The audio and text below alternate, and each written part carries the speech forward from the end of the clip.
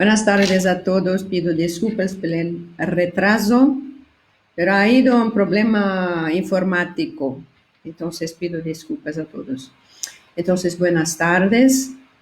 Me voy a hacer una conferencia para usted. Mucho gusto. Quiero agradecer a la gente que me ha invitado. Y que la conferencia va a se desarrollar en portuñol. Entonces pido disculpas una segunda vez. Entonces voy a compartir mi archivo de la conferencia para que puedan ver. Entonces, a mí me tocó ese tema muy bueno. Espero que la gente pueda comprender un poco con mi portuñol. Es la naturopatía dentro de los criterios de demarcación de la ciencia. Entonces, primero, es muy importante esta iniciativa de hablar con la gente de la internet, porque también es importante que podamos nos comunicar con la gente que no está a nuestro lado, en nuestro país. Entonces, la naturopatía es una ciencia muy importante y cambiar las ideas de gente de diferentes backgrounds y expertise, yo pienso que es una muy buena cosa. Entonces, la naturopatía como área de conocimiento se va conformando, igual que otras disciplinas, por una serie de procesos, tanto científicos, académicos, sociales y económicos. Entonces, una pequeña presentación que me han demandado la gente del colegiado, pero a mí me encanta las ciencias naturales y mi vida de investigación siempre fue a la bioorgánica, que es la química de la vida. Yo soy ingeniera química. He estudiado, he trabajado en Brasil toda mi vida, pero antes de venir a vivir en Europa, he vivido 3 años en Francia, he estudiado un poco de las ciencias naturales porque a mí me hacía falta. Entonces, después de todo este conocimiento acumulado, entonces estoy aquí con mi empresa de TI para dar a la gente lo que puedo, la experiencia de investigación, de desarrollo y también de esta parte naturopática de las plantas y aceites esenciales y tal. Yo también he trabajado con el CENIM en Madrid, Centro de Investigaciones Metalúrgicas para la descontaminación de metales pesados durante muchos años. Bueno, es todo. Entonces vamos a hablar un poco de manera muy informal de cómo la naturopatía, siendo una ciencia de carácter autónomo dentro del marco de las ciencias de la salud, con su ontología, epistemología, metodología, tecnología, praxeología y axiología. Bueno, yo estuve un poco asustada con estos nombres, entonces he traído para toda la gente un poco de cómo esto se pone dentro de la naturopatía. Entonces, aquí está. Ahí está la ontología, es una parte de la filosofía. Y las 3 áreas de la filosofía que influencian directamente la teoría y práctica enseñada, tenemos 3 blocos. Metafísica, que pregunta o que es real. Entonces, la ontología y la cosmología responden a cuestiones sobre la existencia de los seres y la cosmología, claro, de la naturaleza y el origen del universo. La segunda es la epistemología, que nos pregunta cómo sabemos. ¿Y cómo sabemos? Bueno, podemos utilizar la experiencia, la razón, autoridad, intuición y la construcción activa. Y la tercera, más importante, es la axiología, que pregunta o que es correcto. Entonces, abrange la ética y la estética. Entonces, ontología son cuestiones sobre la existencia y o ser. ¿Cuáles son las premisas, los criterios naturopáticos que tenemos que tener en cuenta? Primero, el origen de la enfermedad es atribuible a múltiples errores en nuestra manera de vivir. Son las premisas. Respirar, moverse, comer, eliminar los residuos del metabolismo son actos esenciales de nuestra existencia. Eso está claro. Entonces, deficiencias en la educación y las costumbres nos llevan a la enfermedad. Y, por su vez, la enfermedad es la expresión de los esfuerzos que realiza el organismo para defenderse y adaptarse a los factores de la vida. Entonces, mira, la enfermedad, según los criterios naturopáticos, es una expresión de los esfuerzos que realiza el organismo para volver a equilibrarse. El sedentarismo, desgaste físico y mental, carencias o excesos, intoxicación o acidosis y desmineralización, costumbres, pasiones y vicios incontrolados son causa de enfermedad. El organismo se defiende según la vitalidad que posea. Los síntomas son defensas naturales. La función del naturopata es ayudar a la naturaleza. Todas las enfermedades se curan con alguna evacuación por la boca, por el recto, por la vejiga o por otros órganos. Debemos aumentar los esfuerzos para divulgar la higiene natural al público, para que también aumente la confianza en la cura natural. Esos son los criterios y las premisas. Y también, para que no lo olvidemos, las características de la naturopatía. No es agresiva, por lo que el cuerpo humano la acepta sin problemas. Utiliza productos de la naturaleza, evitando los preparados químicos. No experimenta con animales ni contamina el medio ambiente. Tiene una experiencia probada de miles de años de antigüedad. Es fácil de aplicar y siempre responde en la medida en que la aceptamos. Y conocidas las pautas generales, pueden aplicarse por la propia persona. El naturismo es la forma de vida que asegura al ser humano un largo ciclo vital y la naturopatía es el tratamiento del futuro. Aquí hacemos una pausa para que podamos pensar un poco, que tenemos ahí el ítem número 4 arriba, que tiene una experiencia probada de miles de años de antigüedad. Y aquí, que es el tratamiento del futuro. ¿Y por qué esta ambigüedad aquí? Porque se han intrometido otras ciencias entre esta naturopatía, que era la secuencia natural, y que ahora toda la gente se vuelve una otra vez a naturopatía, y por eso aquí está el tratamiento del futuro. Todo lo escrito anteriormente tendrá su utilidad solo si nosotros lo aceptamos como modo de vida a seguir. Mira, todo lo escrito anteriormente, esto quiere decir también todos los trabajos, toda la ciencia hecha antes. De nada sirve hacer ejercicios de respiración y seguir fumando, o tomar muchas verduras preparadas o condimentadas artificialmente, o querer ser felices sin creer realmente que podemos serlo. La actitud determinará nuestra forma de ser y actuar.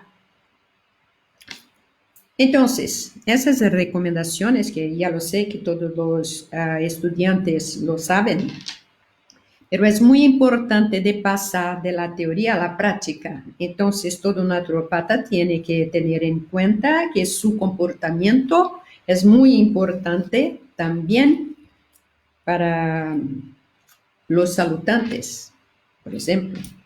Entonces, tenemos que tener esto como cierto en nuestra vida para que podamos avanzar.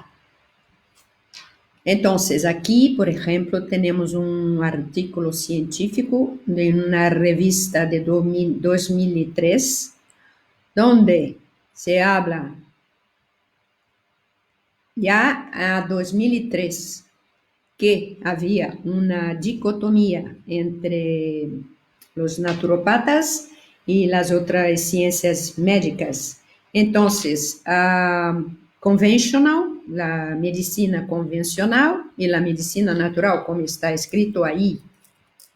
Pero en este trabajo, este médico habla que existe muchas representaciones que fueron erróneamente presentadas a la gente en este artículo, en 2003, hace 17 años, que esta discusión empezó a hacer una buena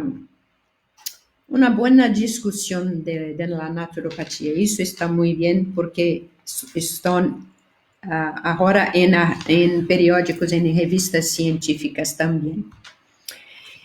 Bueno, entonces, para que podamos empezar a metodología científica dentro da naturopatía, a mí me gusta mucho poner un estudio de caso. Entonces, me voy a quitar aquí un poco para ver si todo marcha bien aquí, si todo se pasa bien. Tenemos, muy bien. Hola, buenas tardes a todos. Ok, muchas gracias. Perdona por el retraso.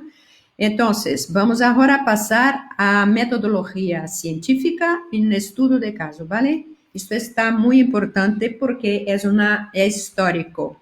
Entonces, yo he cogido este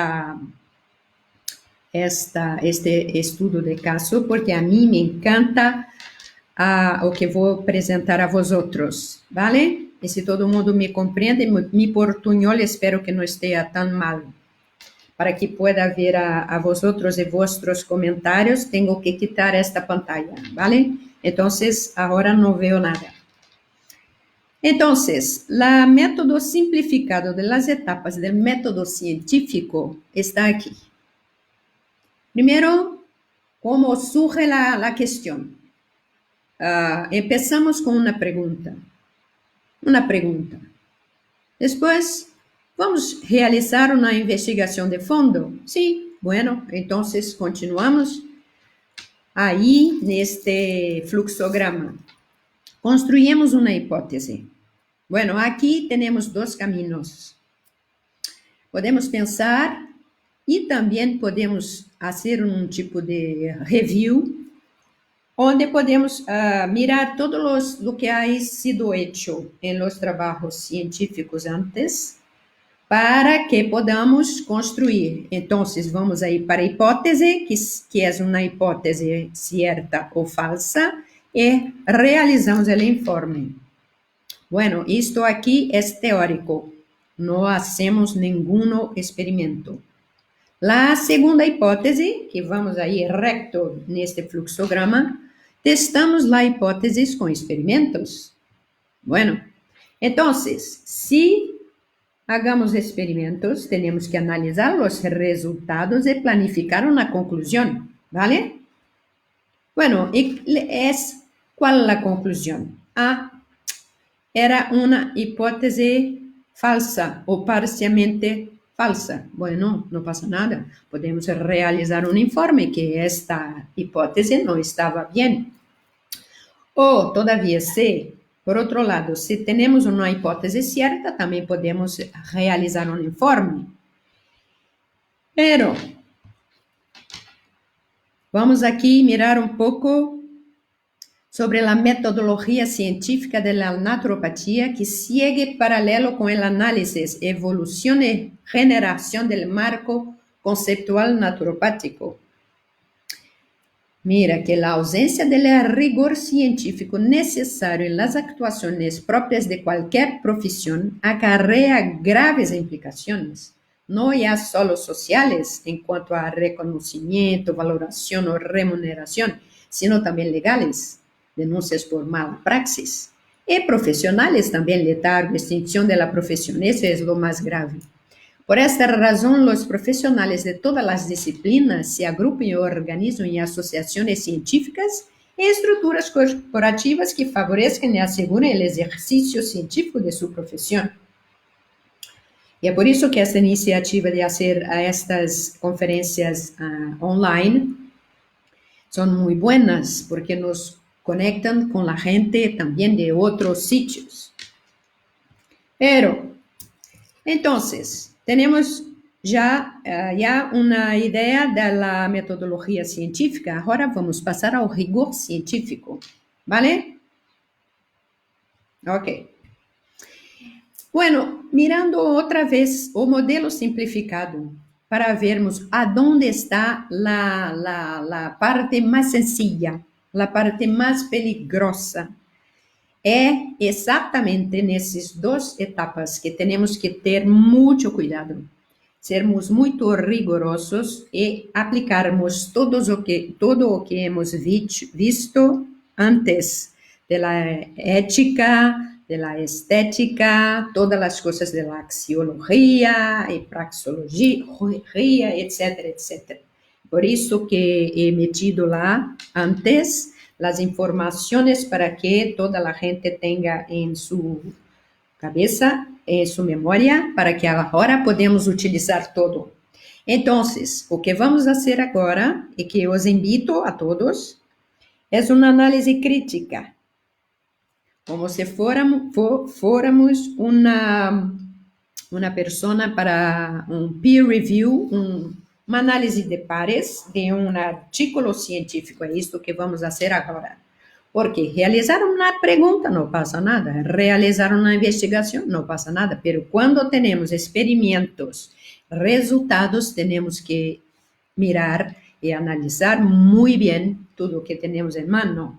Senão, podemos pensar que era uma hipótese certa e pode ser uma hipótese falsa ou parcialmente falsa. Mira. Então, o estudo de caso que vamos fazer é do projeto Genoma Humano. Uma outra vez vou quitar aqui para ver se toda a gente está aí, se a gente não é dormido, se não é partido. Muito bem, muitas graças a toda a gente, muito bem. Então, vamos agora a fazer esse estudo de caso, ¿vale?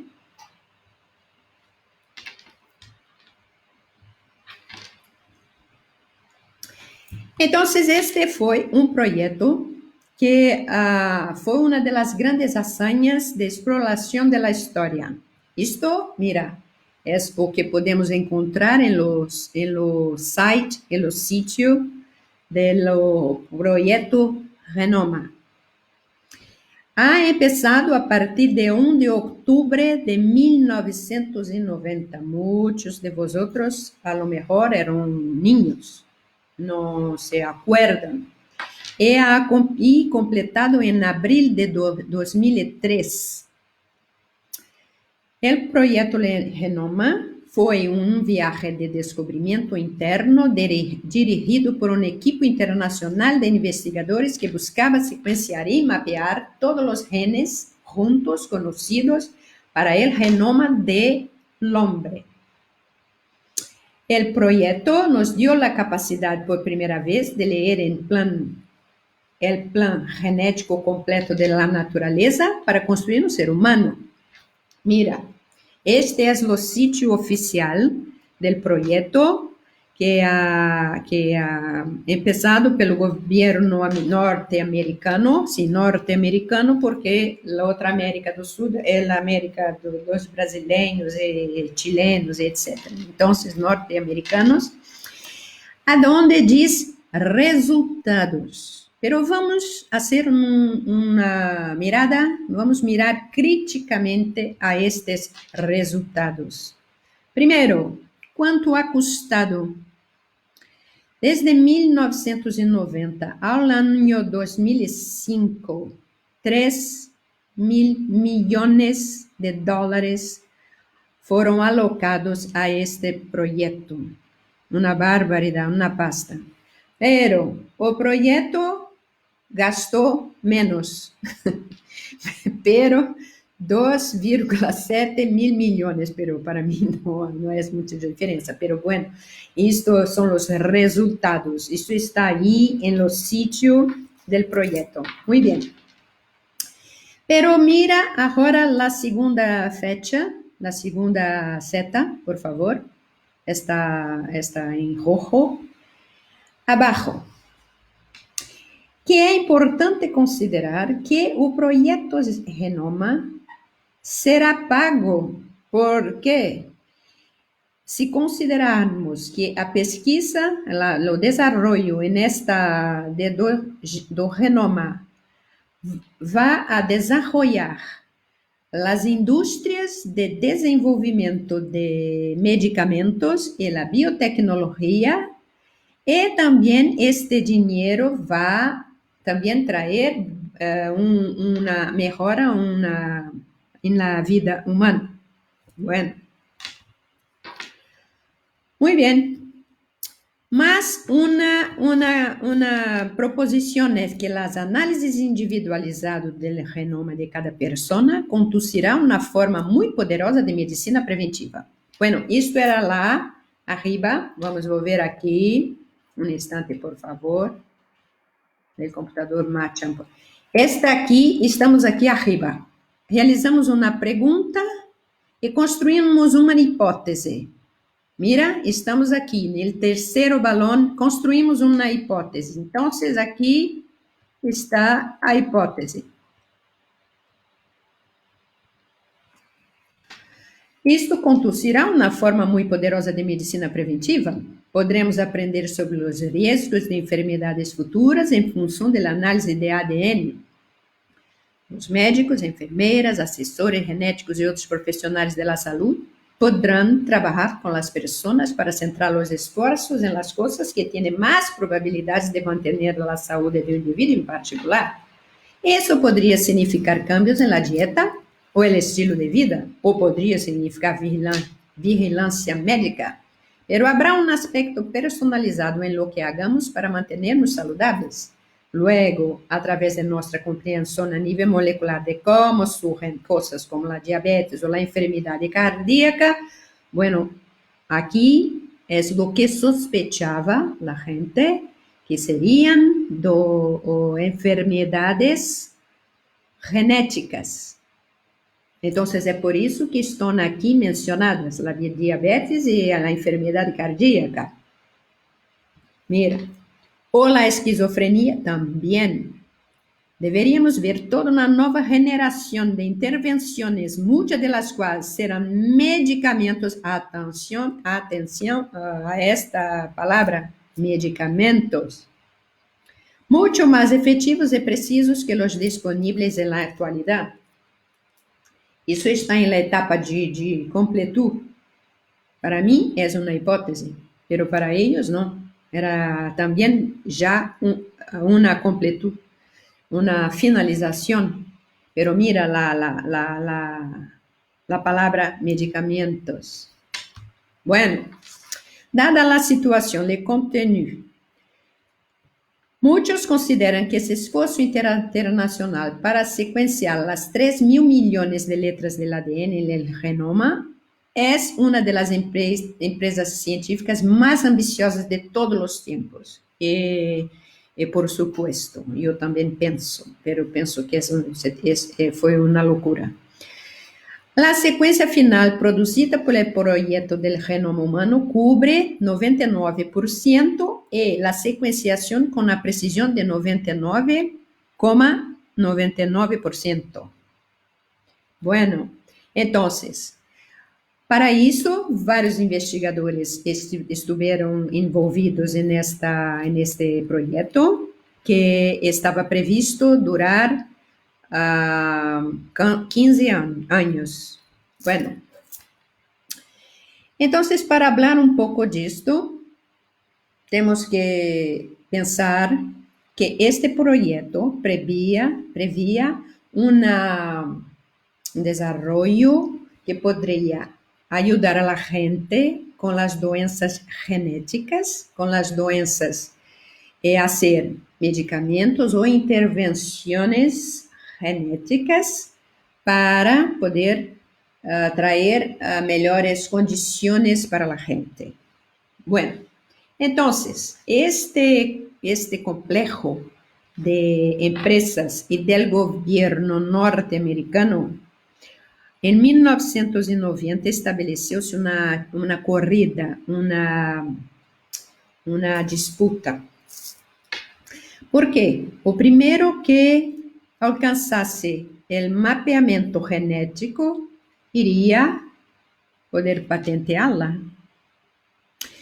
E havia uma empresa de nome Celera Genomics, que o presidente se chamava Craig Venter, que estava muito animado, muito contente com este projeto, porque sua empresa de biotecnologia estava muito engajado em la investigação para poderem patentear o genoma humano. Pero isto é uma tonteria, é uma coisa muito mala. Fortunadamente, o governo norte-americano, por semanas, ha terminado o sequenciamento genético humano. E, então, as empresas, não só essa era a principal, a Celera. Depois, se querem, podem pesquisar em internet, Celera Genomics, e o presidente Craig Venter. Então, esta empresa se viu seus esforços em água, porque não ha podido patentear nada, porque o governo americano, como ha publicado tudo, não tinha mais o que patentear. Uma vez que os dados e toda a informação é publicada em revistas científicas, não se pode mais patentear, porque não há mais o segredo, claro. Então, este foi o artigo clave deste projeto.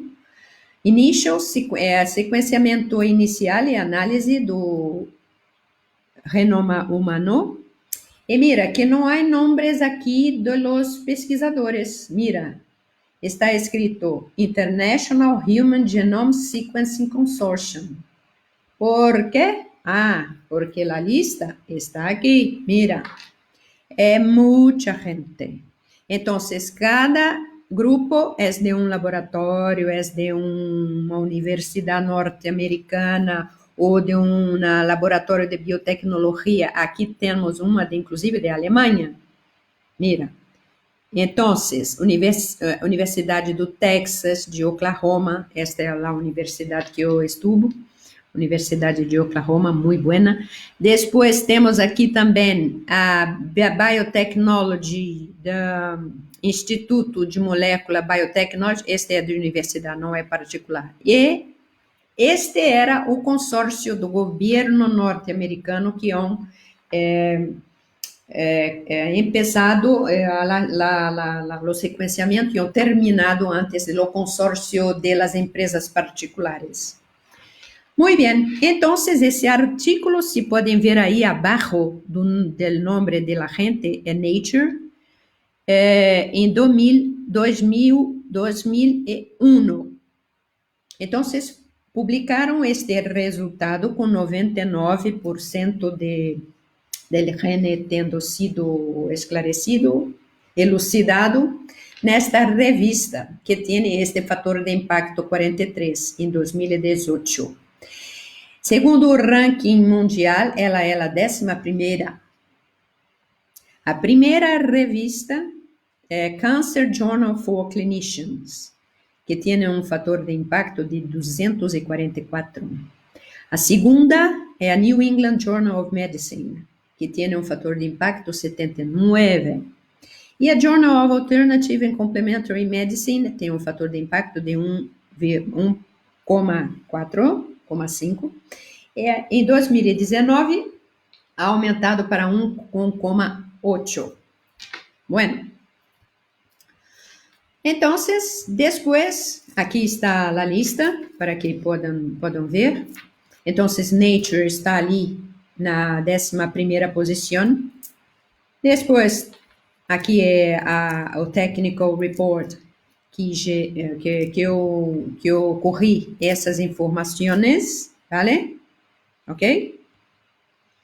E depois vários outros trabalhos, vários outros artículos de los resultados originados deste trabalho, que é muito complexo e muito extenso, este que mostrava em Nature. Aqui temos uma comunicação da doutora Linda Walkup, que hace uma crítica, porque no sequenciamento do genoma hicieron miraron una parte del genoma que no se exprimía. No, bueno, entonces si no sirve para nada, los pesquisadores, los investigadores han dicho, bueno, entonces es un DNA basura, no sirve para nada. Pero no es eso. Entonces, este resultado ha empezado uma nova discussão científica em las revistas técnicas. Este DNA junk DNA, ou DNA ADN basura, na verdade, é muito importante e com todo isto que eu he mostrado para vosotros, muestra o conflito de interesses, porque este projeto desde o início era para contemplar os produtos da indústria biotecnológica e farmacêutica, pero deu em água, porque não ha avançado, porque paralelamente a estes resultados, o junk DNA, o ADN basura, deu la pista a la gente que no, mira, las enfermedades no son ligadas 100% al ADN. Hay las enfermedades de los genes, pero no todas. Es una pequeña parte, no la grande parte. O que vemos é, na verdade, que as doenças são originárias do ambiente. Então, aqui temos um pequeno vídeo que é a membrana celular a mais importante, não os genes. Os genes são imprints, são perdona, eu não sei a palavra em espanhol, pero é o que hace uma cópia, é tudo. Se o estímulo, se o sinal do exterior não lhe diz para utilizar uma parte do DNA, ele não se exprime. Então, erroneamente, a gente ha chamado de ADN basura. Então, depois, com a evolução da investigação científica, descobriu-se que a membrana celular tem antenas, que são proteínas, que são os receptores. E temos aí, por exemplo, um canal que abre e cierra de acordo com as informações ambientales. Então, mira, de que há um sinal, mira que há aqui abaixo, ele vai meter uma llave que vai abrir este canal e vai permitir a passagem das substâncias para dentro da célula, para ir aí ao citoplasma, ao núcleo, a enviar mensagens aos genes. E este é o senhor, um pesquisador, Bruce Lipton, que ha estudado toda a sua vida esta parte dos genes e ha chegado à conclusão que a verdade é que a maior parte das enfermidades se deve à epigenética. A epigenética são os hábitos. Epi quer dizer above, arriba, arriba del genes. Entonces, tú tienes, por ejemplo, dos tipos de cosas reguladas pela epigenética, que es la metilación del ADN, entonces ele no se exprime, la regulación de las proteínas, que envolve los genes que están ahí en los cromosomas. Aquí está o Dr. Bruce Lipton, que es una referencia en los Estados Unidos y que ha escrito un libro que se llama La biología de la creencia, o sea, es lo ambiente que influencia los genes. Entonces, hoy, si vosotros fueren al Google académico, a Google Scholar, y si metes ahí la palabra epigenetics, yo he hecho una pesquisa desde 2010 a 2020. Entonces, en 10 años, tenemos 122.000 trabajos solo de epigenética.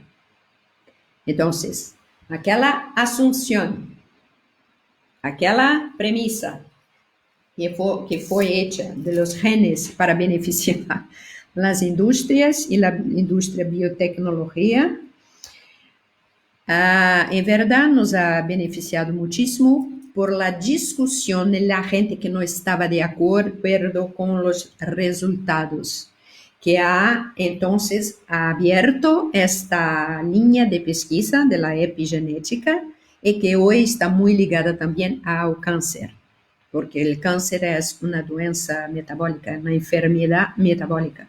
No, una parte muy pequeña, no más que 15%, es ligada a los genes.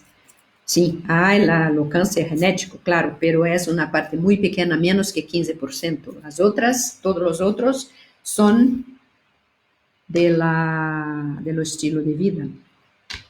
Entonces, mira, a cada año, 12.200 trabajos de epigenética en el mundo desde 2010. Bueno, entonces, cruzando con otras ciencias, a naturopatía está inserida como cómo podemos interpretar, cómo podemos hacer com outras ciências para complementar, porque não podemos quedar-nos estanques. Isto foi os maiores erros de investigadores ao longo das décadas, quando eles se isolam, quando eles pensam que sua ciência é a melhor. Para começar, eu vos acuerdo que eu sou engenheira química, y que podría ser la enemiga de las ciencias naturopáticas, pero no soy. Desde que empecé a conocer un poco las cosas, a mismo a leer y todo, tenía claro que la ciencia de la vida, pero la ciencia de la vida es la bioquímica, tenemos química también. Y entonces, aqui, cruzando com outras ciências, temos também que falar da medicina energética, que eu não sei se se chama como isto, pero em inglês e em francês é a medicina energética. Pero podemos dizer que é uma técnica energética, vale? Bueno, perdona porque não estou muito familiarizada com o castelhano para esses termos, pero é uma técnica energética, quedamos assim. Entonces, ahí vemos las características energéticas de nuestro cuerpo físico y astral. No vemos, es claro, nuestros ojos no ven, pero no es porque no vemos que no existen, porque hay máquinas, hay equipos que pueden ver y nos mostrar. Entonces, por ejemplo, aqui temos um trabalho científico publicado neste enlace aí em verde, em 2011, Desafortunadamente, eu não pude conseguir este artículo porque hay que pagarlo y es un poco complicado ahora, pero bueno, no es muy caro, pero estaba un poco complicado. Pero este habla de la energía, del campo energético humano. Esta persona habla e empieza a mostrar os resultados de investigações do campo eletromagnético do corpo físico. Então, em 2011 já havia algumas pessoas muito bravas, muito corajosas, que aqui, por exemplo, é o trabalho de 5 cientistas médicos, pero que estão trabalhando para a naturopatia, é claro.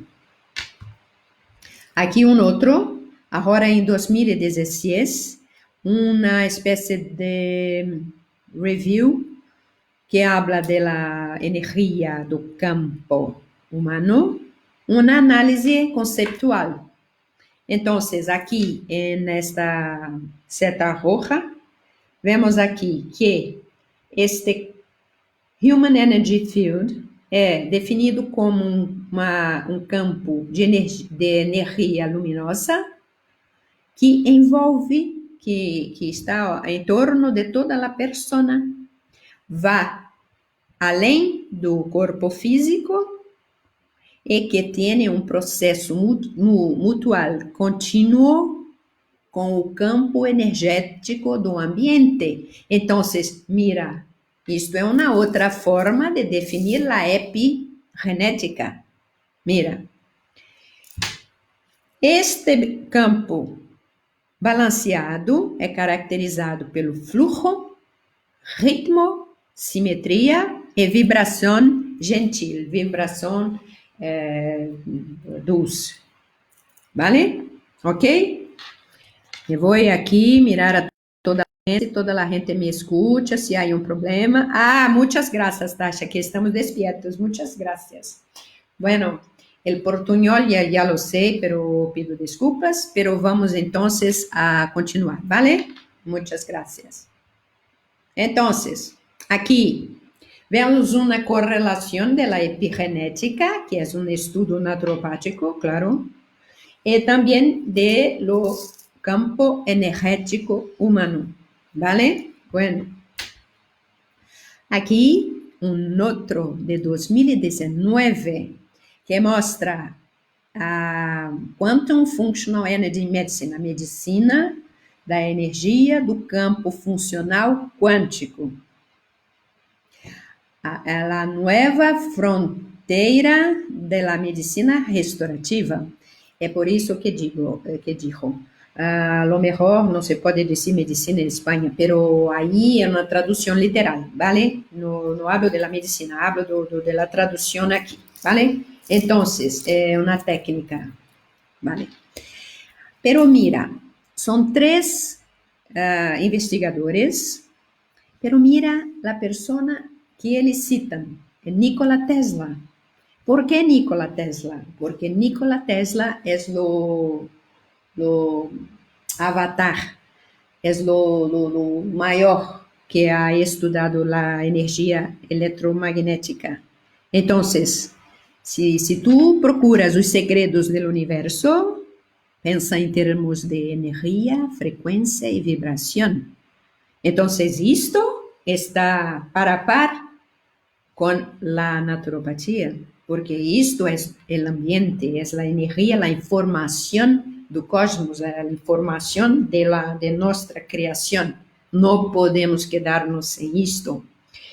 E foi esta ligação cortada que nos ha deixado muito enfermos.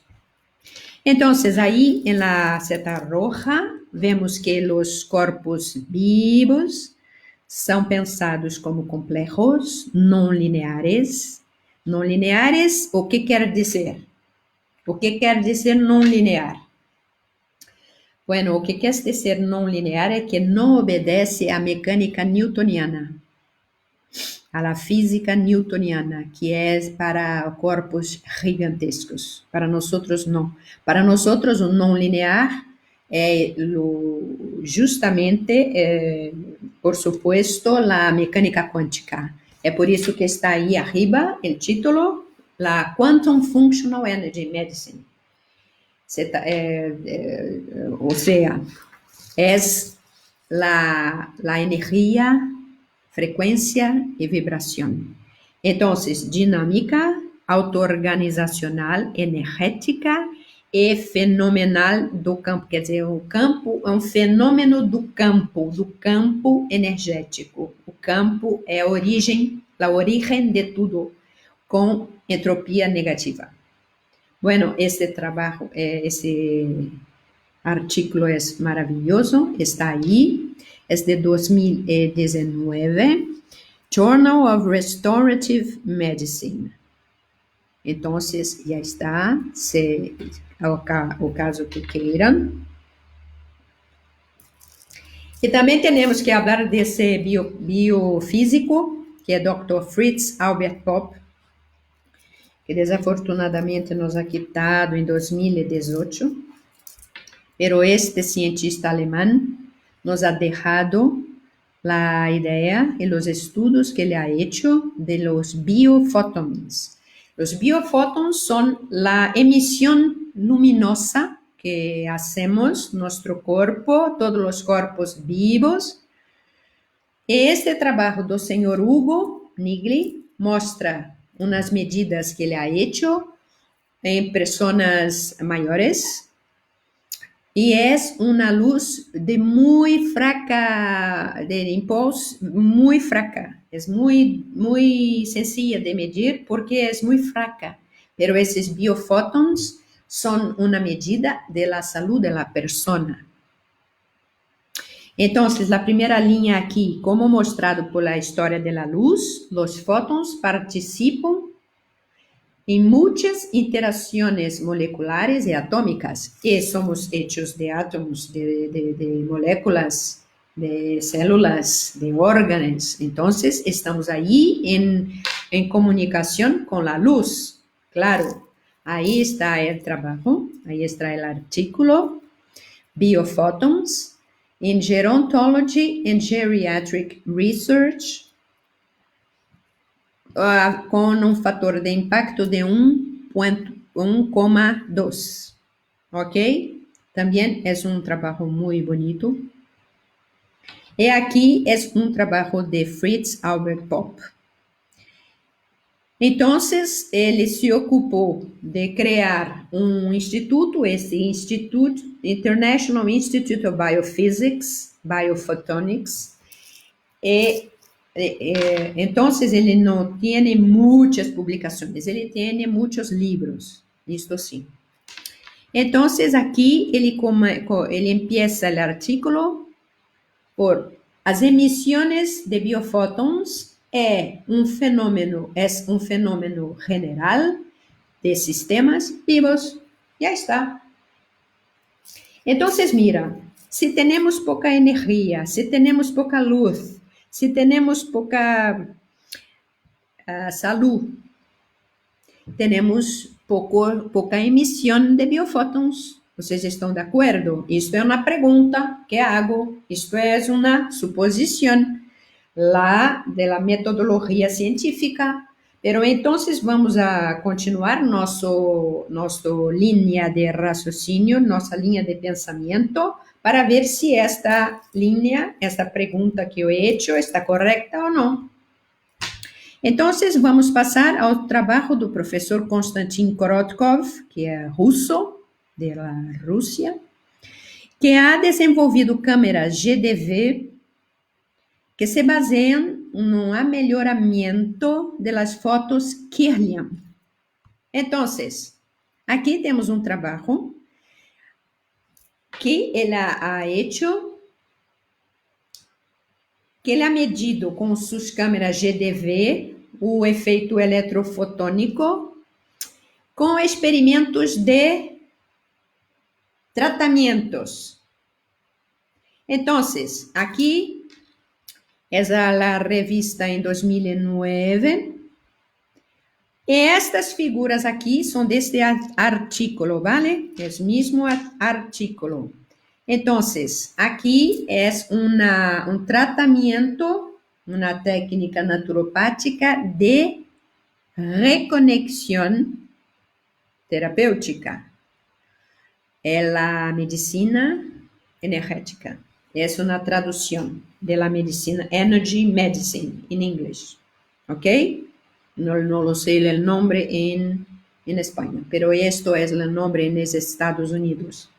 Entonces, aquí a la izquierda, la dama, esta persona, esta chica, tiene un problema de salud, tiene una enfermedad.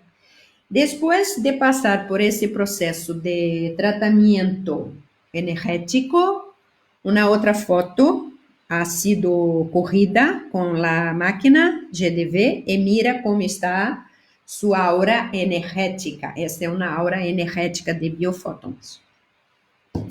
Aquí, el profesor Konstantin Korotkov, en una conferencia en Asia, na Ásia. Aqui ele mostra uma outra foto de uma outra pessoa antes e depois de um tratamento, o campo energético desta pessoa antes e depois do tratamento. Sua máquina não faz o tratamento, sua máquina corre uma foto deste campo energético antes e depois de um tratamento. Aqui é outro exemplo. Temos aqui a GDV, que é a máquina do Dr. Konstantin Korotkov.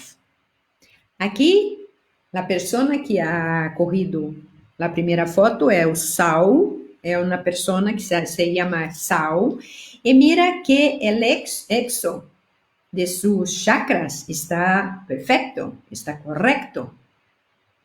E a foto está aí a derecha. Entonces, todos los chakras, mira, Muladhara hasta Sahasrara. Lo primero hasta los 7º chakra. Entonces, esta persona está sana, ela no tiene ninguna enfermedad.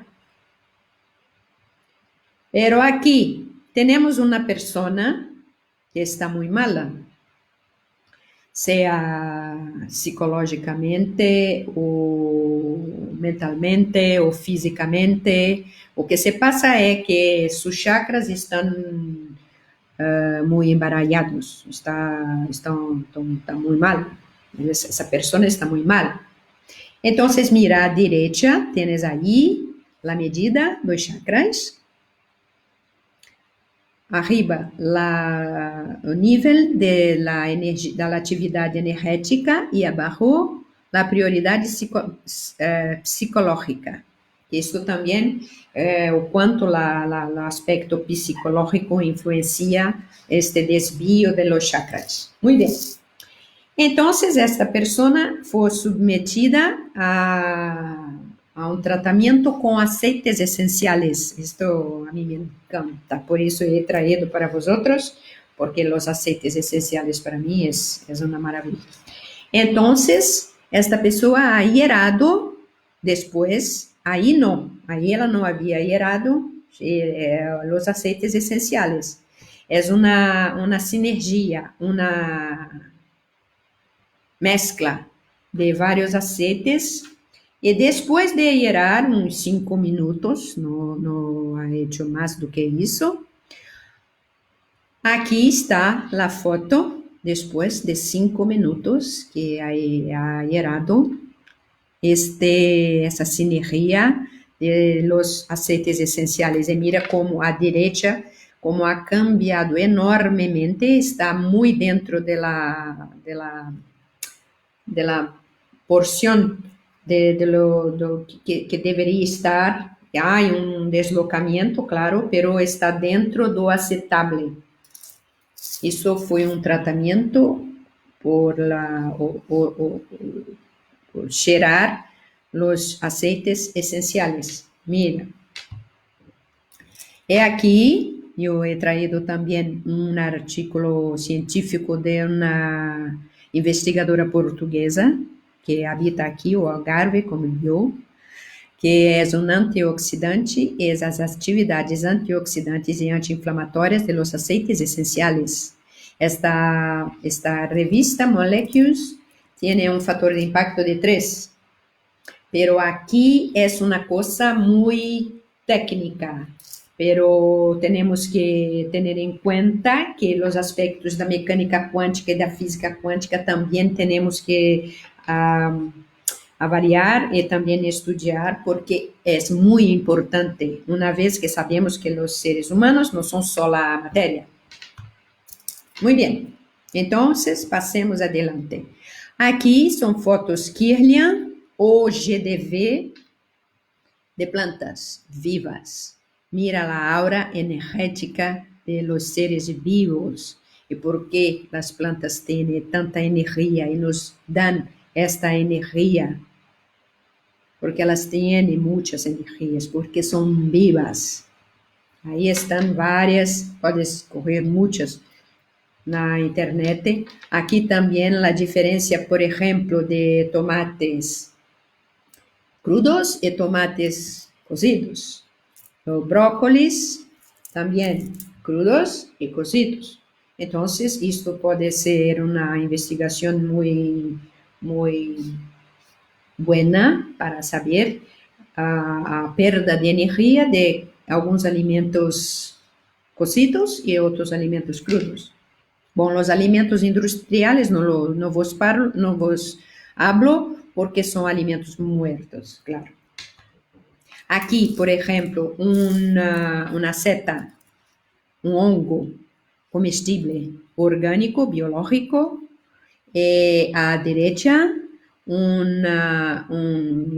mesmo tipo, hongo que é comercialmente obtenido. Então, mira a diferença de energia. Bueno, aqui é outro trabalho de 2005 que já falava de tratamento de energia do campo vindo de dentro para fora. Isto quer dizer que é uma autoestimulação ao salutante para, em seu tratamento, melhorar de sua enfermidade. Então, 2005. E aqui trago exemplo também, outro caso, outro estudo de caso, muito pequeno porque esse está muito evidente, de uma médica ortodoxa, médica tradicional, que se chama Terry Walls. A doutora Terry Walls foi, em 2006, diagnosticada com esclerose múltipla. E os médicos han dicho, mira, não tiene o que fazer, tu vas quedar-se em uma silla de ruedas, não há o que fazer, é irreversível e progressiva. Então, ela ha visto sua enfermidade progressar muito, hasta o momento em que ela ha quedado em uma silla de ruedas. Pero ela ha dicho, não é possível que não há uma cura, não é possível. Então, se pôs a estudar e a mirar outras coisas. E, quando estava assim, em 2007, estava já em uma silla de ruedas, ela começou a cambiar sua dieta. E cambiou sua dieta, cambiou completamente seus hábitos de vida, hasta que em 2008 ela já estava assim. Estava já com muita paralisia em 2007, mas em 2008 estava assim. Hoje está assim, dando conferências e quase foi banida, expulsa da Sociedade de Esclerose Múltipla, porque ela é um exemplo vivo de uma mudança epigenética. E aqui está ela atualmente com seu livro.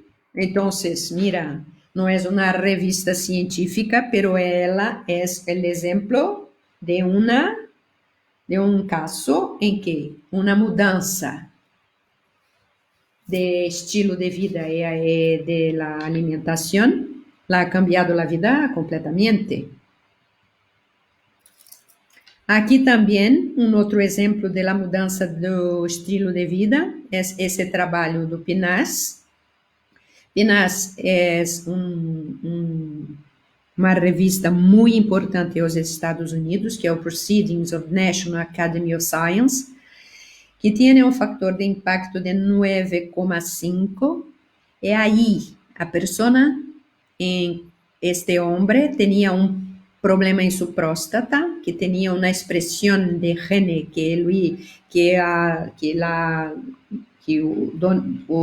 deu um problema de câncer, e solamente com uma nutrição intensiva e uma intervenção no estilo de vida ha mudado essa expressão gênica, ou seja, a epigenética ha curado este homem, porque ele ha cambiado como a doutora Terry Walls. Então, aí também esse trabalho muestra, são a gente de Califórnia, que uma mudança intensiva, não é uma mudança superficial, claro, é uma intervenção do estilo de vida, ha cambiado a vida desta pessoa. Bueno, agora temos que falar um pouco também um outro caso, que é o caso de las radiações eletromagnéticas de baixa frequência. Aquelas que aqui estamos expostos nós 24 horas. Muito bem, é que isto é um problema? A lo mejor temos Wi-Fi para nosso conforto, pero ¿a qué preço o no pasa nada? Bueno, hasta ayer eu não sabia de nenhum trabalho, nenhum artículo que dissera o contrário. Pero ayer eu encontrei este estudo de correlação entre casos de coronavírus e a presença de redes 5G de um espanhol, Bartolomé Palleras e Cifre. Em março-abril de 2020, que ele ha publicado neste enlace de la internet que podem ver aí em verde. Então, eu recomendo muitíssimo, porque ele ha hecho uma correlação, ele não ha hecho experimentos, ele ha hecho uma correlação de la gente com el CV, este vírus aí, e a cronicidade e a gravidade de la enfermedade com a presença de torres desta rede em la região. Então, é um trabalho muito bem hecho, a mim me ha gostado muitíssimo, e abre la discusión a la gente, como el proyecto Genoma ha abierto la discusión y hoy sabemos que la epigenética es la más importante, pero esto es una vía que tenemos que percorrer para podermos saber si las redes de Wi-Fi tienen o no influencia. A mí no queda ninguna duda que tiene. También ahí muestra muy chocante la imagen de un bebé que está expuesto, de una mujer embarazada, expuesto desde su formación hasta que se esté totalmente formado. La presencia de esta polución es muy grande y tenemos que tener en cuenta que esto es muy grave. Muy bien, entonces, vamos ahora a las conclusiones. Muy bien, muy bien, muy bien. muchas gracias. Ok, entonces vamos a las conclusiones, porque cuando habla algunas palabras, a conexión a internet muchas veces caen. Bueno, entonces es por eso que fui allí para checar. Entonces, conclusiones de las lecciones aprendidas del ejercicio de los criterios estrictos para la demarcación de la ciencia. Está claro que esta charla, esta conferencia es muy pequeña para hablar de todo que podamos. Pero yo espero que las conclusiones estén todavía en sus cabezas ahora, porque es como esto que hacemos la metodología científica. Tenemos que nos preguntar todo el tiempo para qué dirección debemos ir. Entonces, las primeras, esas son las mías conclusiones. Vosotros podéis tener otras, no pasa nada. Entonces, la disputa en el mapeo genético humano evidenció el conflicto de intereses del complejo farmacéutico que apuntaba a los beneficios de las posibles terapias génicas. Entonces, si hay un conflicto de intereses, no se puede hacer. Se puede hacer con tu dinero, mas no con el dinero público. No fue exactamente un éxito de Inagua. Sin embargo, demostró que la disputa secular entre las ideas de Pasteur y Béchamp, la de Antoine Béchamp, es la correcta. Entonces, aquí yo no he hablado ni de Pasteur ni de Béchamp, pero después tenemos un tiempo para las preguntas. Si quieren, podemos esclarecer un poco más, ¿vale? Yo preparé otros slides para eso, si quieren que continuemos esta explicación. Pasteur, yo pienso que toda la gente ha oído hablar de él, pero Béchamp, no. Pero es Béchamp que es la hipótesis correcta. Una revista con un factor de alto impacto no siempre es la correcta o es la mejor. Esto también es un dogma. Ahora vos pregunto, ¿solo la comunidad médica ortodoxa sabe la verdad sobre la virología? Entonces, vamos a refletir un poco. Si un virus es desconocido y se presenta al mundo, entonces los estudios científicos no están disponibles. No podemos querer estudos científicos porque el virus es desconocido. Entonces, ¿no sería válido usar protocolos que hayan demostrado ser efectivos para salvar personas? Bueno, el editor de Nature piensa que no, como sucedió con Jacques Benveniste. Todo el tiempo en Francia, porque el século pasado, también este século retrasado, século XIX-XX, mucha ciencia se ha desarrollado en Francia. Pero el editor de Nature de ahora piensa que no. Aquí está, ahí está. Estamos en la página web de Nature de 23 de abril de 2020, que se lee cloroquina hype, le frenesí, como podía.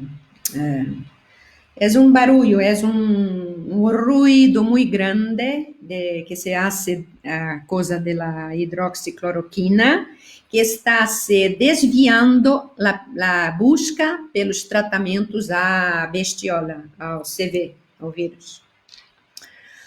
Com políticos falando dos potenciais benefícios das drogas de malária para combater a CV, algumas pessoas estão saindo da possibilidade das pesquisas e testes clínicos de outras terapias. Bueno.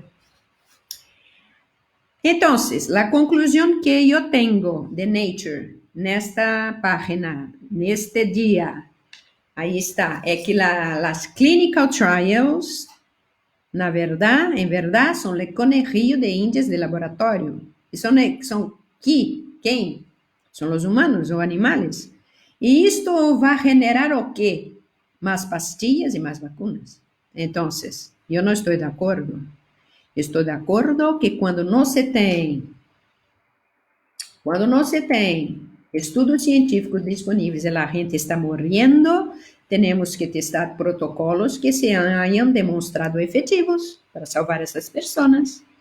E esses protocolos estão dentro de um tratamento mais naturopático, mais simples, mais natural, a hidroxicloroquina es un derivado de una planta de la Amazonia, entonces es una sustancia natural. Mira. Bueno, ¿qué destruye al ser humano? Lo que destruye al ser humano es política sin principios, placer sin compromiso, riqueza sin trabajo, sabiduría sin carácter, negocios sin moral, ciencia sin humanidad y oración sin caridad. Muchas gracias a todos y pienso que tenemos un tiempo para preguntas, ¿no, Tania?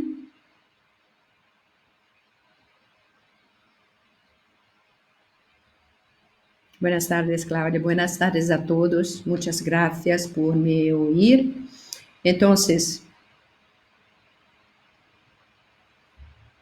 ¿quieren hacer preguntas? ¿Quieren hacer o qué? Porque si no podemos hablar un poco más si tienes tiempo de Béchamp y Pasteur y Jacques Benveniste. Mas a vosotros de decir, ¿no? Pueden meter ahí en los comentarios, por favor. Gracias. Sí, Tania, muy bien.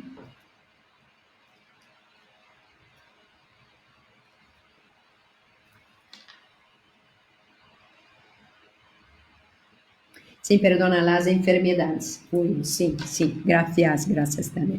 Naturopatía energética, muchas gracias. Muy bien. Tania me dice aquí para que yo pueda saber. Muy bien, otras cosas. Bien, las cuestiones.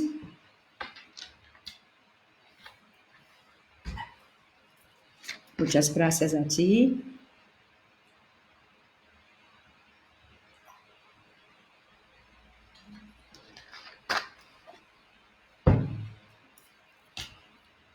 Muchas gracias. Entonces, pasamos a pregunta de la conclusión. ¿Quieren? ¿Sí o no? Envía la mensaje, por favor, si quieren o no. Más 5 minutos.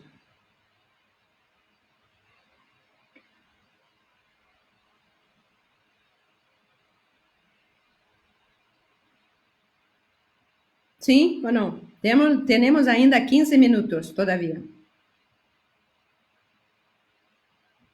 Muchas gracias a vosotros todos. Muchas gracias. Para mí es un placer estar aquí.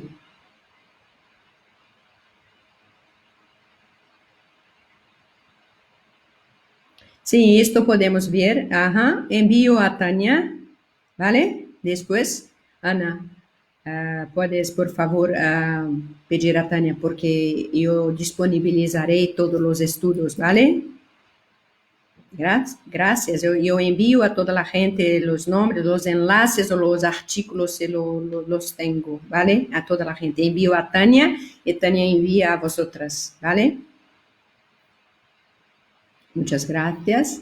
Pero es muy... Entonces tenemos 15 minutos. Es que puedo hablar, Tania, un poco de continuar un poco. Ok, entonces, vamos ahí. Entonces, vamos a continuar aquí, que yo he escrito porque mi portuñol, ¿sabes? Entonces, Jacques Benveniste Estava no centro de uma grande controvérsia internacional em 1988, quando publicou um artículo na prestigiosa revista Nature que describe a ação de diluições muito altas de anticorpos anti-IG na desgranulação de basófilos humanos, hallazgos que parecem apoiar o conceito da homeopatia. Então, mira, Jacques Benveniste não era e nem trabalhava com homeopatia, pero como ele trabalhava com esta anticorpos anti-IgE, ele fazia uma experimentação e ha hecho uma diluição muito grande, uma diluição muito alta, que não havia mais matéria, como o princípio da homeopatia. E ele trabalhava com os basófilos. Então, e quando ele ha testado esta água que ha estado em contacto depois de muita diluição, que é o princípio da homeopatia, ele ha encontrado uma ação. Bueno, entonces ele escreveu um artículo e enviado a Nature. Bueno, los biólogos quedaron perplejos por los resultados de Benveniste, ya que solo quedaron moléculas de agua y ninguna molécula del anticuerpo original en estas diluiciones altas. Oh. Entonces, Benveniste concluyó que la configuración de las moléculas en agua era biológicamente activa. Entonces, había la memoria de la agua. Entonces, a Jacques Benveniste que ha cunhado este nombre de memoria del agua. Su libro habla de la memoria del agua. Entonces, mucho más tarde, en los años 90, Benveniste también afirmó que esta memoria podría digitalizarse, transmitirse y reinsertarse en otra muestra de agua, que luego contendría las mismas cualidades activas que la primera muestra. Bueno, entonces la historia que se pasó es que él ha enviado este trabajo a Nature. Nature ha enviado el peer review a sus pares y el trabajo fue publicado. Pero antes de ser publicado, el editor de Nature a esta época, que es John Maddox, solicitó que los resultados fueran replicados por laboratorios independientes. Bueno, para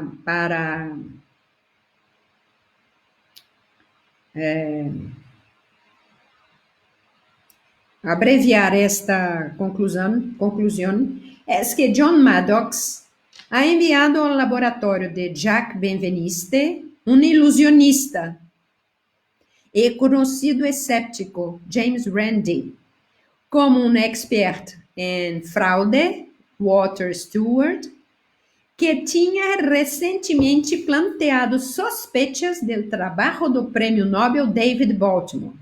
Mira a gente que John Maddox ha enviado ao laboratório de Jacques Benveniste.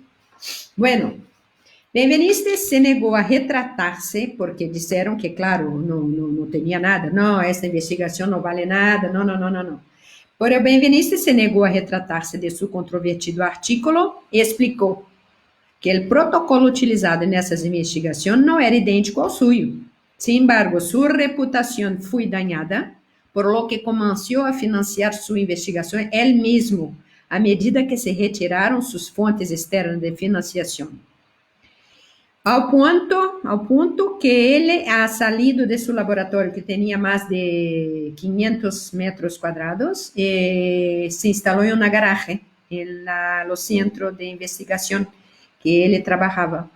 Mira, em 1997 fundou a companhia DigiBio para desarrollar e comercializar aplicações de biologia digital.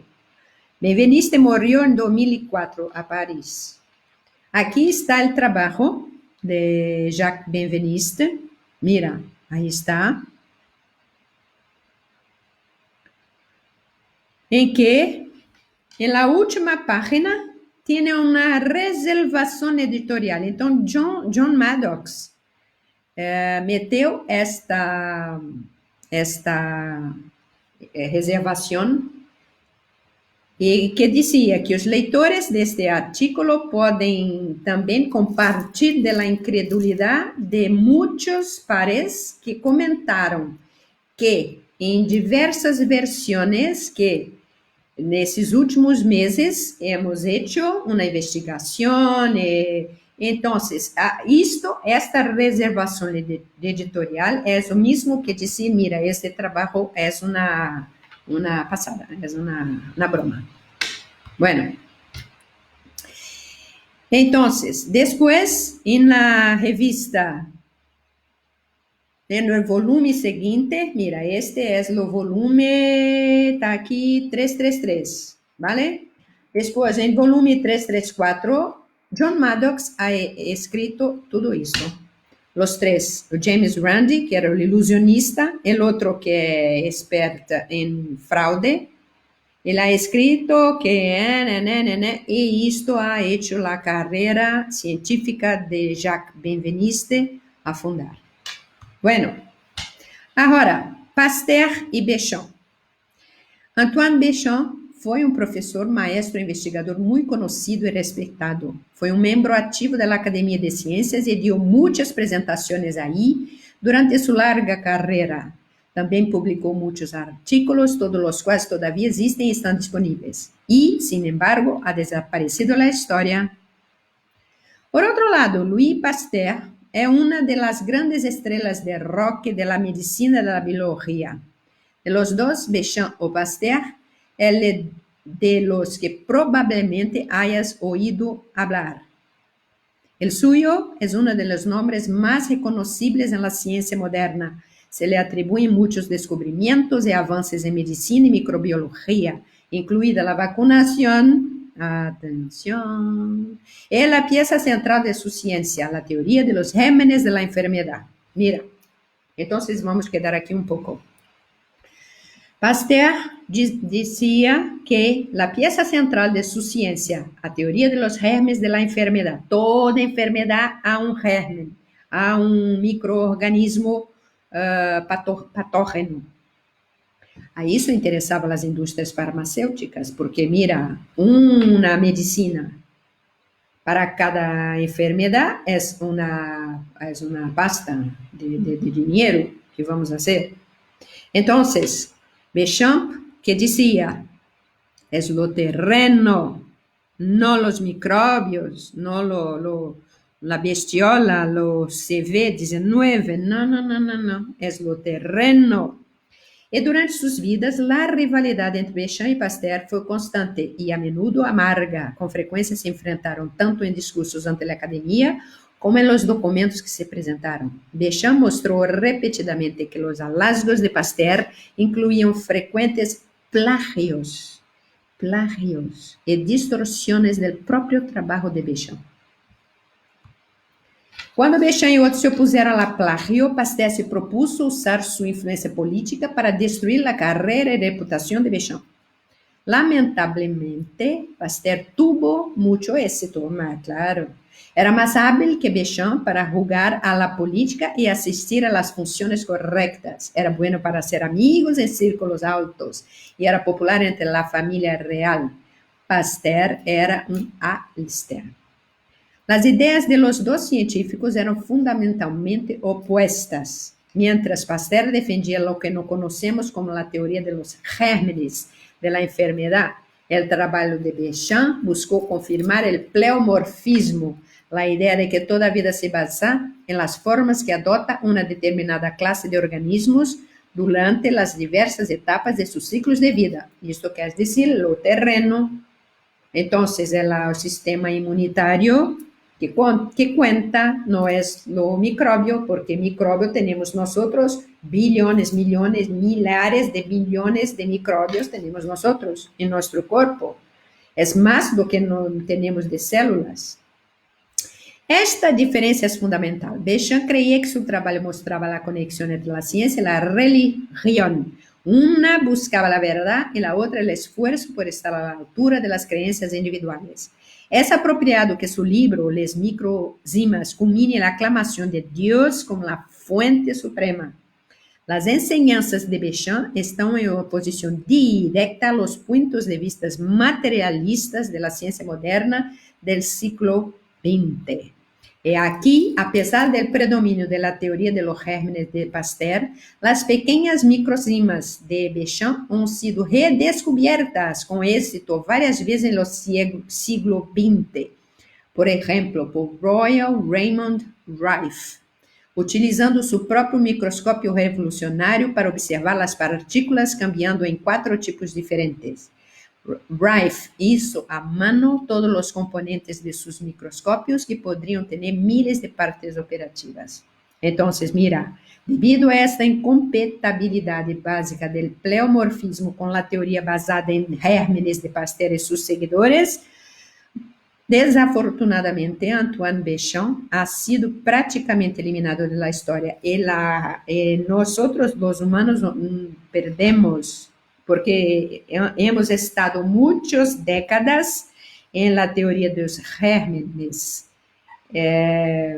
Sin embargo, es lo terreno que conta. Entonces, tiene ahí en este enlace la historia, un poco el resumen de todo eso que hablé a vosotros. Entonces, ya está. Mira, ¿está bien? Bueno, muchas gracias. Si tienes más preguntas o otra cosa que queráis, yo me voy a enviar a vosotros y vosotras, todos esos artículos que tengo, solo lo que no tengo, que no puedo, pero envío lo abstract. Ha estado para mí una satisfacción muy grande de estar aquí con vosotros. Espero que podamos hablar una otra vez. Muchas gracias a Tania y a toda el FENACO y toda la gente del colegiado. Muchas gracias por la oportunidad. Aquí también dejo después mi enlace o mi correo electrónico si todavía quieran, no pasa nada, que puedo dejar. Y a mí me encanta estar en contacto con vosotras. Muchas gracias.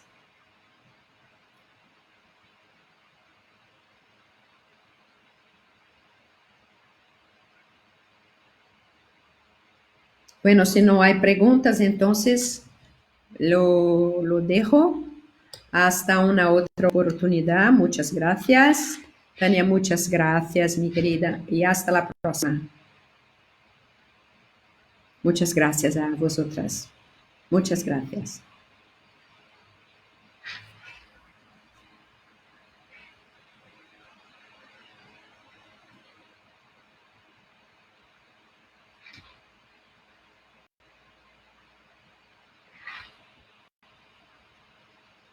Muchas gracias a vosotras.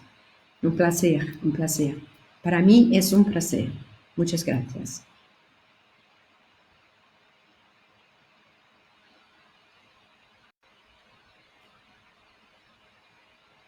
Ok. ¿Hay una pregunta, Tania? Muchas gracias a todos.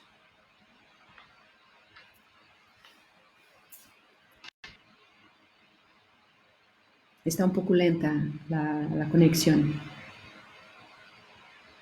Entonces, me quedo aquí un poco porque parece que hay una pregunta, ¿no?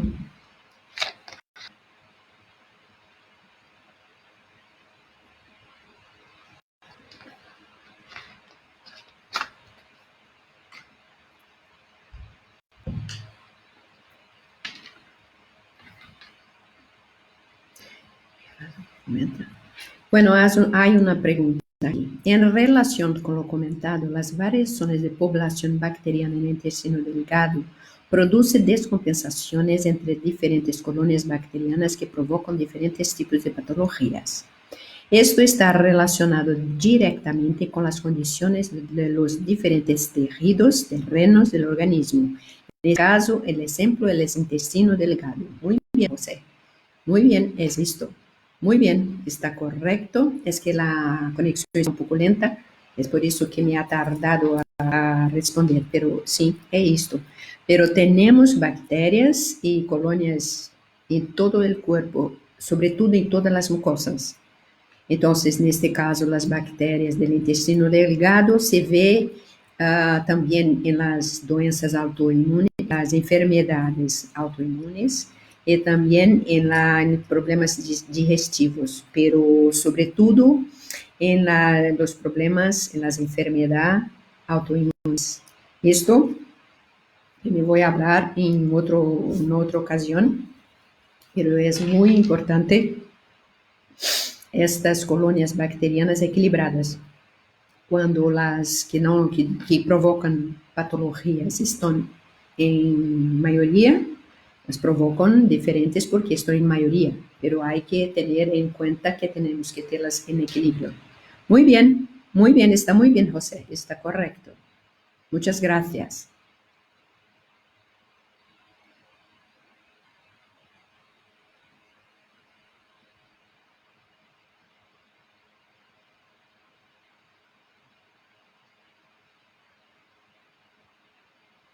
¿Hay otra?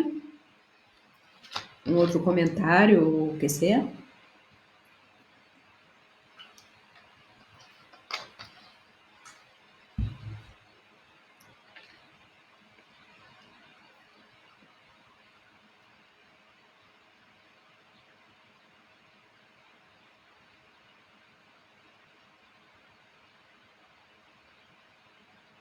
Tania, tú me has enviado un mensaje.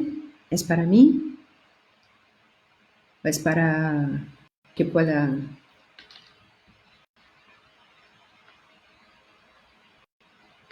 Sí, José, porque la bioquímica es muy poco estudiada en las escuelas médicas ortodoxas.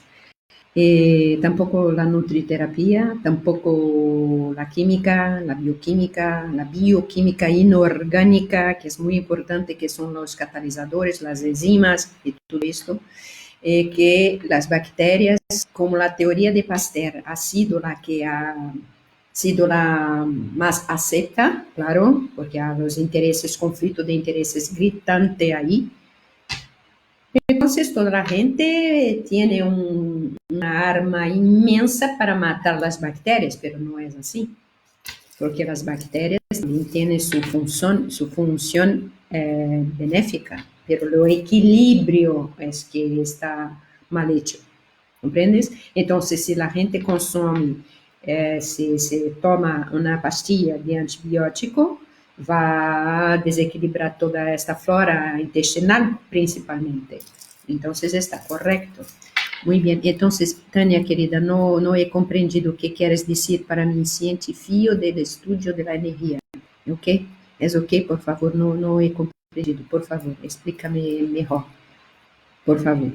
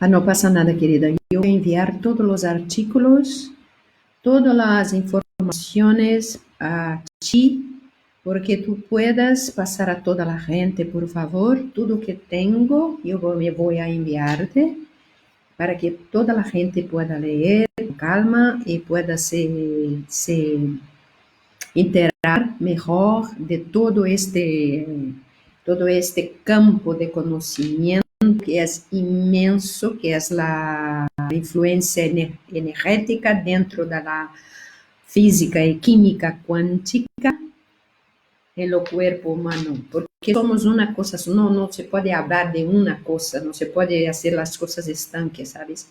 Entonces, que me voy a enviar después para ti, por favor, y pasas a los otros. Ok. Entonces, que me voy a enviar todos esos artículos, ¿vale? Ah, ahora yo he comprendido, Tania, gracias. Era una pregunta de Ana, ok. Pero me voy a enviar esos estudos científicos a toda la gente, no pasa nada, ¿vale? Entonces, José, afortunadamente, a través de un enfoque de alimentación vegetal con pre y probióticos, simplesmente con corrección de la medida, podemos de manera natural ver el equilibrio de la flora bacteriana. Sim, se não há problema da permeabilidade da parede intestinal. Se não, não. Tem que tratar a parede intestinal primeiro e depois tratar a flora bacteriana com pré e probióticos. Os prebióticos são os alimentos dos probióticos. Então, pero se tienes uma permeabilidade intestinal, isto solo não marcha. Porque va recurrente, el problema va a ser recurrente, ¿comprendes, José? Es esto. Entonces, no es solo un problema de cambiar la alimentación, también hay que cambiar el estilo de vida y la gente que busca una cosa más natural tiene que tener una mudanza, un cambio de paradigma total. Porque no se puede combinar, ¿comprendes? Un antibiótico sintético sin energía con un antibiótico, por ejemplo, la própolis, por ejemplo. Então, a gente que é mais voltada para o antibiótico sintético, também come mal, tem malos hábitos, ¿sabes? Então, também, o naturopata, eu penso que tem que ser um educador, antes de tudo. Tem que ser um educador, tem que explicar estas coisas. Por isso que eu he corrido alguns estudos de caso para que vosotros pudesseis compreender que a gente que viene necessita de ser educada. Educada, claro, en las cosas de la naturopatía. Entonces, la nutriterapia y las otras cosas. Y es así que la gente, es por eso que nosotros tenemos que dar el ejemplo. No podemos fumar enquanto estamos dizendo a la gente no fume. Claro, ¿comprendes? Pero la educación, el proceso educativo es muy importante porque la gente tiene muchos malos hábitos. ¿Vale? Okay.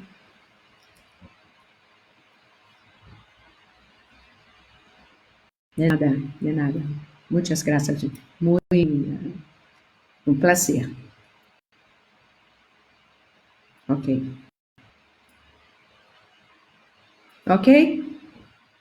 Entonces, ¿es todo? Podemos fazer assim, Tânia? Que eu passo a ti e depois tu envias a la organização ou qual que seja. Vale, José. Sí, porque tenemos que ser holísticos en la vida, siempre. Y yo, como soy educadora, pienso que no puedo enseñar una cosa si la persona no ve la utilización, no ve a dónde aquilo, esto serve para qué. ¿Entiendes? Entonces, los naturopatas también, cuando tienes un salutante a su lado, ahí necesita explicar las cosas. Muchas gracias a todos. Ha estado un placer.